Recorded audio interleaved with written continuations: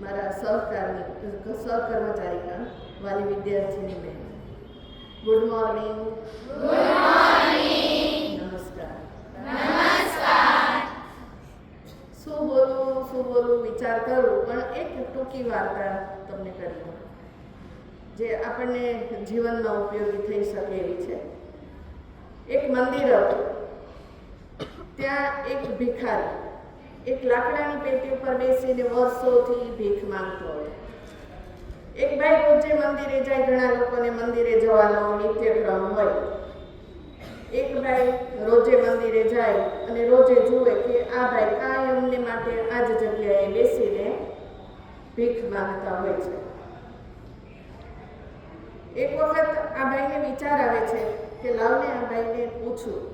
દર્શન કરવા જે ભાઈ જાય છે રોજે રોજ મંદિરે, એને પ્રશ્ન થાય છે કે આ ભિખારી રોજે અહીંયા બેસે છે, તો લાવને એને મળું, એને થોડુંક પૂછું. પછી એ ભાઈ ભિખારી પાસે જાય છે અને એને પૂછે છે કે ભાઈ, હું નાનો હતો ને ત્યારથી તમને હું જોઉં છું, તમે કાયમ આ જ જગ્યાએ બેસીને ભીખ માંગતા હોય છો, તો તમે જે આ લાકડાની પેટી ઉપર બેઠા છો, એ પેટીને ઉપર જ કાયમને માટે બેસો છો, આ પેટીની અંદર શું છે?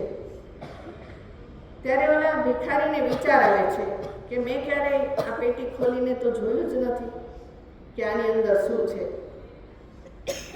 પછી એ પેલા દર્શન કરવા આવે છે, એ ભાઈને કહે છે કે મને આવો ક્યારે વિચાર જ ના આવ્યો. આ પેટીમાં તાળું મારેલું હતું, ક્યારેય મને એવો વિચાર જ ના આવ્યો કે આ ખોલીને હું જોઉં કે આની અંદર શું છે. પછી પેલા ભાઈ દર્શન કરવા વાળા તો જતા રહે છે ને ભિખારીને એમ થાય છે કે લાવને હું આ તાળું તોડી નાખું, કારણ કે ચાવી તો એની પાસે હતી નહીં.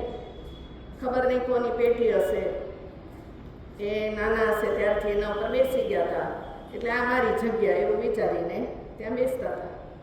એણે તાળું તોડીને અંદર ખોલીને જોયું તો સોના ચાંદીના દાગીના, હીરા જવેરાત ખૂબ જ અંદરથી નીકળી. ત્યારે એને વિચાર આવે છે કે ઓહો, હું તો કેટલા વર્ષથી આ ખજાના ઉપર બેઠો હતો. જો આ તાળું મેં પહેલાં તોડી નાખ્યું હોત તો મારે ભીખ માંગવાની જરૂર જ ન હોત. આપણું બધાનું પણ આવું જ છે. આપણી અંદર એટલી બધી આવડતો પડી છે, પણ આપણે ક્યારેય એ ઢંઢોળતા હોતા નથી. આપણી પાસે ઘણી બધી સુખ સંપત્તિ છે. આપણને ભગવાને હાથ, પગ, મગજ સારું આપેલું છે, ઘર સારું આપેલું છે, પરિવાર સારો આપેલો છે, સમય સારો આપેલો છે, સગવડ આપેલી છે.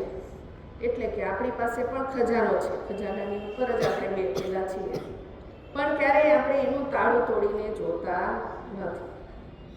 એટલે આપણે અંદર રહેલો ખજાનો આપણે ખોલીને જોવાની જરૂર છે. અસ્તુ. જય હિન્દ.